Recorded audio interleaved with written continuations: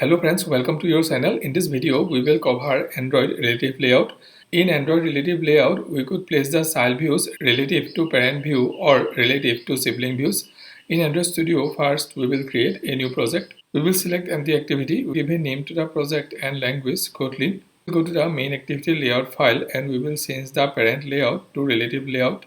Now we are creating a text view and we want to place the text view at the top left of the parent relative layout. So we could use relative layout properties layout align parent left and layout align parent top, and in the value we need to use true.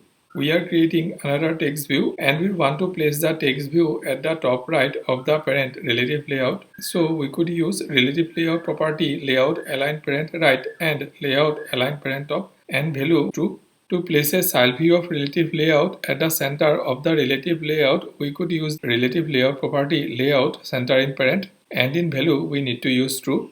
To place a child view of relative layout at the bottom of the relative layout, we could use the property layout align parent bottom and value true. And to place a child view center horizontally, we could use the relative layout property layout center horizontal and value true. Thank you for watching this video. I keep uploading videos like this regularly. If you like this video, please subscribe to the channel and like and comment in the video.